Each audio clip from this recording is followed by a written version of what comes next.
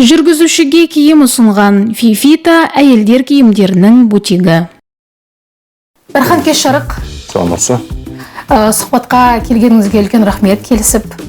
Бұл студия төрінде әртүрлі маман иелері, әртүрлі қызметтегі салалар келді.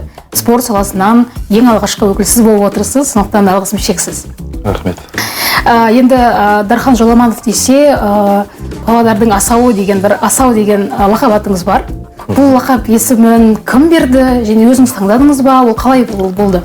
Асау деген бұл ең алғашқы рет мен Қазақстан барысы жобасына барған кезде барлық палуандарға өздеріне лақап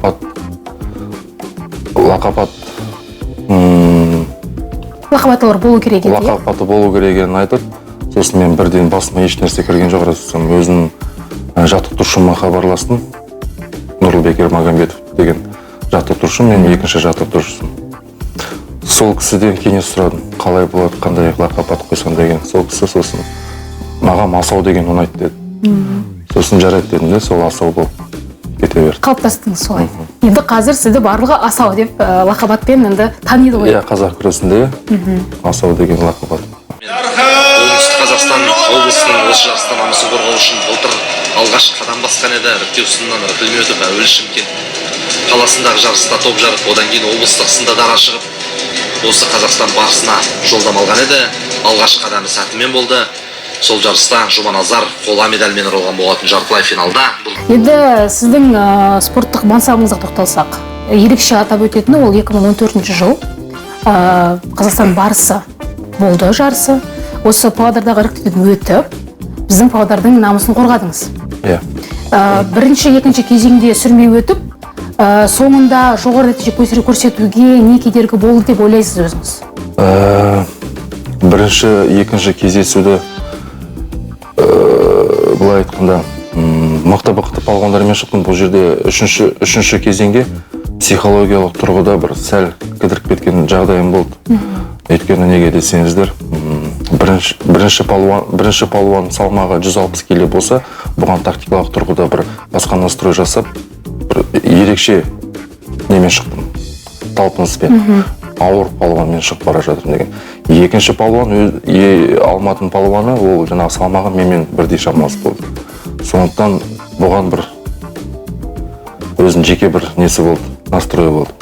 Енді үшінші палуан неғұрлым бойы менен ұзын болды, және де салмағы да ауыр. Бұл жерде атлет дейміз ғой, ең нағыз мынандай палуан. Соған психология тұрғыда ең соңында кішкене жетіспей қалған несі болды. Психологиялық тұрғыдан, иә? Психологиялық. Дайындық болмады. Солай, толыққанды болған жоқ. Иә. Әбден мен әдіс айламды әбден меңгеріп алған палуан болатын, ол Абдразақов Руслан деген. Жаңағы Ұлан Рысқұл деген туған інісі болып табылады. Еңбегі сіңірген спорт шебері, жаңағы биік додаларда көріп жүрген азамат. Енді естуімше, білуімше, Қазақстан барысына енді іріктеледі ғой, мықтылар, палуандар. Олардың басын қосып, бір жерде арнайы жинаққа барады екенсіздер. Бір арнайы дайындықта өтесіздер. Енді осы спорттық карьераңызда ең мықты қарсыластарыңыз деп өзіңіз кімді айта аласыз? Көрдіңіз, болдыңыз сол жерде? Бұл кезде қараңыз былай, түйе палуан салмағына ауысқаннан кейін, бұл жерде түйе палуан деген ол өзінің уже жаңағы биік, күшті, ауыр, салмақты дегенді білдіреді. Бұл жерде барлық қарсыластардың мен үшін сондай мықты болды. Барлығы мықты болды деп айта аласыз. Енді Дархан, осы Қазақстан барысына қатыстыңыз 2014 жылы. Артынан тағы 1-2 жыл іріктеу кезеңіне қатыстыңыз, иә, Павлодар облысында. Иә. Бірақ өте алмадыңыз, солай болды ма? Соңына кейін де, кейінгі қазіргі кезде мен бір рет қатыстым. Алматыға барып оқу жаттығуына қатысып, қайтадан елге оралып, бір жұмадан кейін жарыс болу керек болды. Бірақ ол жарысты кейін қартай тағы да 1,5 айға шегіндірткен соң, мен жаңағы Алматыдан жинап алып келген настройымды, формамды дейміз ғой, кішкене босатып жіберген себеп бола ма? Ол да бар ішінде. Бірақ тағы да жастар өсіп келеді. Бұлар деген палуанның әдіс айласын барлығын күні-түн ұйықтамай соны зерттеп, барлығы дайындалған болады. Бұл жерден даладан келіп көрсете салмайтын нәрсе емес. Бұл жерде мысалы чемпион бар ма? Бұл чемпионды әдіс айласын білу керек, онымен күресу үшін. Соның барлықтар дайындалды деп ойлаймын, сол да кішкене серпін берді деп ойлаймын. Яғни жекпе-жекке шығар алдында, енді белдесуге дейді ғой, қарсыласты толық зерттеу керек, иә? Қарсыластың айласын, қалай ол күресетініне байланысты. Әрине. Жақсы. Енді осы сәт, осы бір іріктеу кезеңнен өтпеген сәт, немесе ары қарай Қазақстан барысына жетпегеніңіз осы спорттық карьераны тоқтатуға себепші болды деп айта аласыз ба? Жоқ, ол себеп болған жоқ. Мына жерде қалай айтсам сізге, өзім үздіксіз павлодар өңірінен Қазақстан барысына іріктеуді үздіксіз ұтып келдім. Бірақ менің артымнан да көп дайындалып жатқан бауырларымыз бар. Жаңа Қазақстан барысына барамыз деген ниетпен іріктеуге қатысады. Және де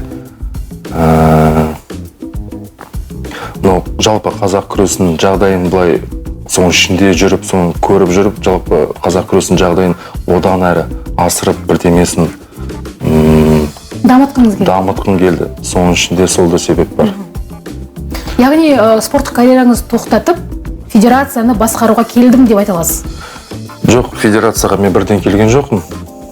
Жаңа күресті біраз тоқтаттым да, балалармен жұмыс істей бастадым. Кіші жасөспірімдермен, жастармен. Кейін ол 2 жылдан асты, облысымызда ересектер арасында мені аға жаттықтырушы ретінде сайлады. Содан кейін жұмыс істей келе, жаңағы ұсынысты Павлодар облыстық Қазақ күрес федерация қауымдастығының атқарушы директорының қызметіне мен бірден келісімді бердім. Жаңағы өз ойымды айттым, қандай осал жерлерім барын айттым. Сөйтіп 2 жылдан асты Қазақ күрес федерация қауымдастығының жұмысын атқарып келемін. Енді 2 жыл төңірегінде басқарып келесіз. Федерацияда енді былай қарағанда күрес, қазақ күресіне қолдау қаншалықты, қандай деңгейде деп айта аласыз? Енді қандай қолдау керек, қай жері ақсап тұр? Ең біріншіден бізде Павлодар облысы бойынша ауылдық жерлерде айтқым келіп отырған балалардың жаттығу саны кішкене бізде аздау. Бұған себеп ауылдық жерлерде, көп жерлерде жалпы қазақ күресімен емес, жалпы күрес түрімен айналысуға аса көп мүмкіндік болмайды палуандарда. Мүмкіндік болғанымен, жаңағы олар облыстық сайыстарға, аудандық сайыстарға барып отыруға кішкене мүмкіндіктері шектеулі. Сол себептен ауылдың балалары көбі қазір қалаға кетіп жатыр. 9-дан кейін, 10-нан кейін. Жалпы қазіргі таңда Аллаға шүкір, палуандарымыз жас өскелең балалар қазақ күресіне қызығушылықтарын танытып жатыр. Бұл неге десеңіз, мынандай түрлі проекттер, Қазақстан барысы деген, әлем барысы, Азия барысы, міне бертін көріп отырсыздар, өнер барысы деген шықты. Бұл өзінің популяризациясын дейміз ғой. Соны жастар көріп, қызығушылықтарын танытып, қазақ күресіне, жалпы ұлттық күрестің, ұлттық спорт түрлеріне қазір байқасаңыздар, қызығушылықтары артып келеді қазіргі таңда. Енді Қазақстан барысы деп айтып отырмыз. Әрине қазір жастарымыз, жасөспірімдер өсіп келе жатыр, қызығушылықтар артты деп отырсыз. Енді сізге федерацияның басшысы ретінде қояр сұрағым, қашан Павлодар облысынан Қазақстан барысына барып, қола, күміс, алтын медальдар алып келетін күн туады? Ол ел аузында жүрген әңгіме, қашан болады. Бірақ мына жерде айта кететін жағдай, Қазақстан барысы қашан болады, кім болады деп қуалай берсек, бұл әңгімені, бұл Қазақстан барысы чемпионды қылдыру үшін түйе палуанды қылдыру керек. Егер бүкіл күшімізді жаңағы түйе палуанға салып, оны Қазақстан барысы қылдырамыз деген настроймен жүрсек, біз артындағы жаңағы кіші салмақтарды қалып қояды деген қорқыныш бар. Қорқыныш бар, иә. Сондықтан біз тек қана бір адамға Қазақстан барысы қылдырам деп сала бермей, біз барлығын бірдей қатар әкеліп жатырмыз. Бізде міне қазақ күресінен спорт интернат бар, дарынды балаларға арналған. Құдай қаласа, міне аяқ буғындары қатып, палуандар ол спорт мектеп қабырғасын тамамдап, бізге спорт клубқа келіп жатыр, жаттығуларын жасауға. Енді біз тек қана Қазақстан барысын қылдырамыз деген бізде Мақсат жоқ? Мақсат жоқ. Бізде жалпы неғұрлым көбірек ауқымды болса деп, әр бала спортпен шұғылданса екен деген ниетпен осы жұмысты істеп келе жатырмыз. Енді жаңа айтып отырсыз, ауылды жерлерде бұл кішкене қиынырақ мәселе. Көбісі қалаға келіп жатыр. Ал қалада ол жалпы халыққа қаншалықты қол жетімді? Бұл осы күрестер, тегін бар ма осындай жаттығатын жерлер? Әрине, ұлттық спорт түрлері бойынша облысымызда барлығы бізде тегін.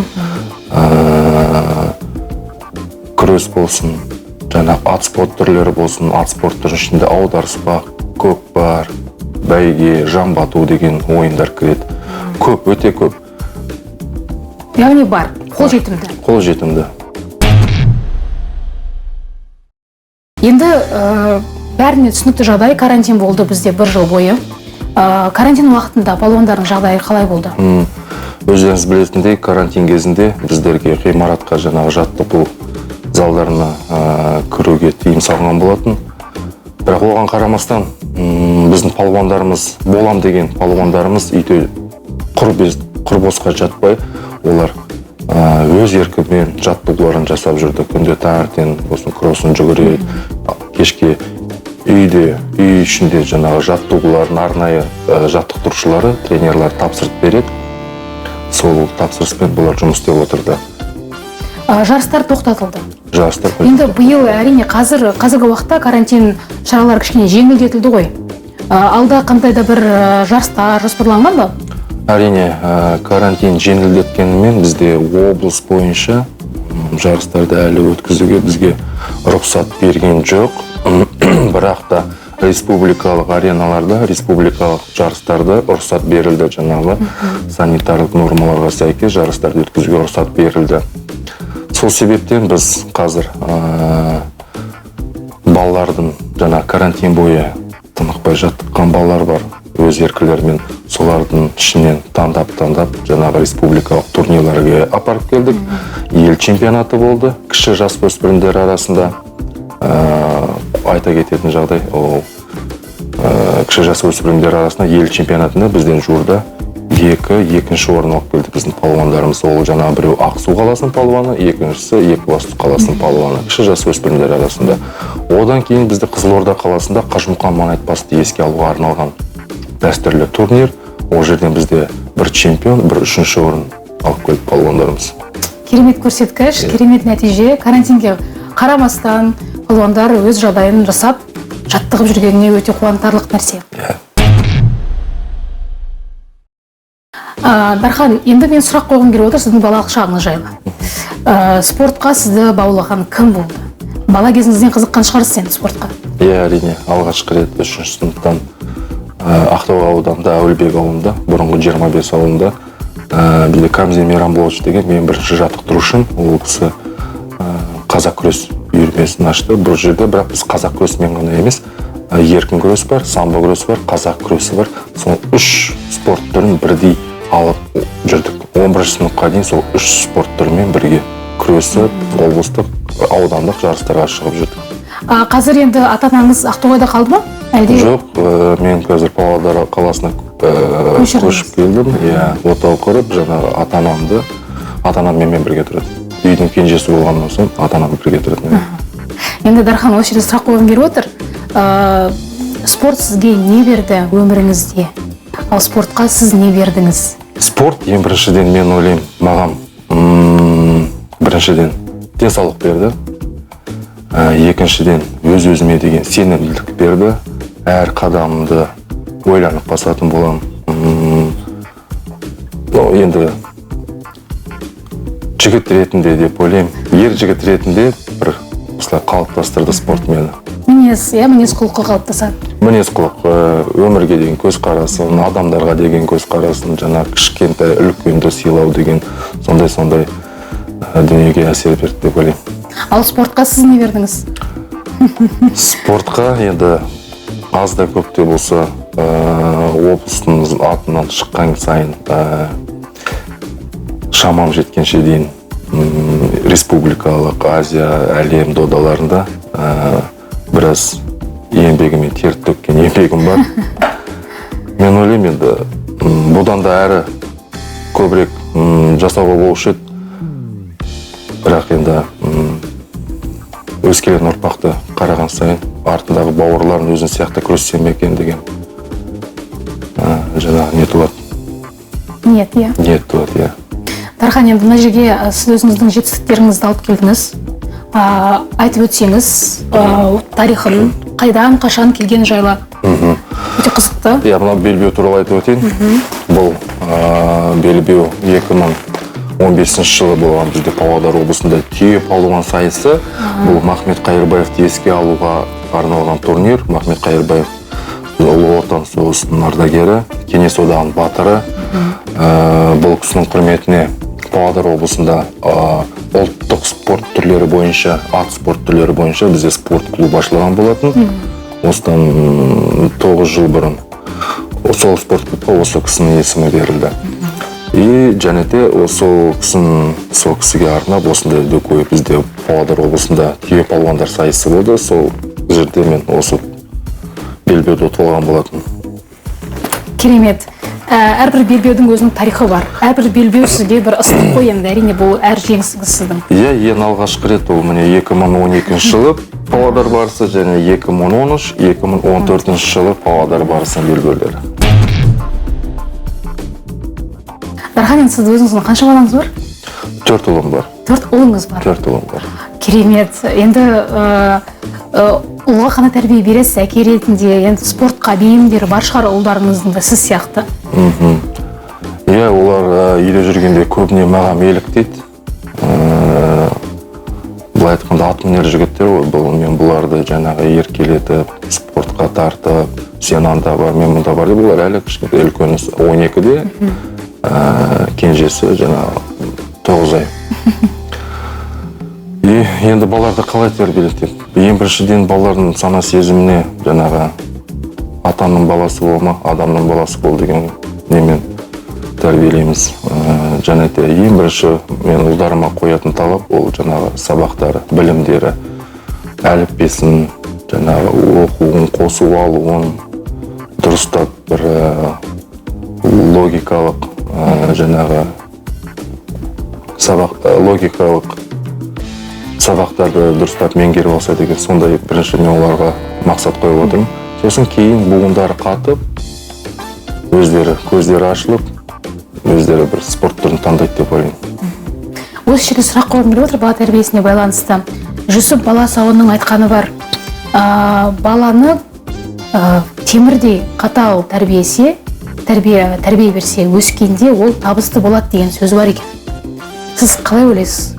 Темірдей тәрбие берсе деген ол... Темірдей қатаң тәрбие, қатал тәрбие. Әрине, ұл бала болғасын, бұны қатаң тәрбиелеу керек. Ұл баланы қоя беруге болмайды. Қазақта айтады ғой, баланды 7 жасына дейін Қандай ұста, кейін құлдай жұмса дейді. Сол сияқты мына жерде мен ойлаймын әрбір әке өзінің баласына сондай көзқараспен қарау керек. Дархан, енді сіз қазір федерацияның басшылық қызметін атқарып отырсыз ғой. Осы тұста алдағы жоспарларыңызбен бөліссеңіз, биыл келесі жылдары қандай мақсаттарыңыз, міндеттеріңіз? Биылғы жылдан кейін, биылғы жылда бізде өте көптеген өзгерістер болды. Жақсы жағына ол бізде республикалық 3 федерация болғандығын, ол үш федерацияның басын біріктіріп бір қауымдастық қылдырды. Бұл деген келешекте алда қазақ күресін кеңінен насихаттап, әлем бойынша насихаттау үшін өте бір мынандай жақсы мүмкіндік деп ойлаймын. Бұл қауымдастықтың қойып отырған биылғы жылға, алдағы уақытқа өте жоспарлары көп. Ол ең біріншіден атап өтсек, қазақ күресі биылғы жылдан мектеп бағдарламасына міндетті пән ретінде енгізіліп отыр. Ол Астана қаласында 27 мектепте вариативтік ретінде пилоттық программа дейміз ғой, сол ретінде Астана қаласында тұңғыш рет ол жоба іске қосылды. Енді қазір Алматы қаласында Қазақ күрес академиясы ашылды. Сол жерде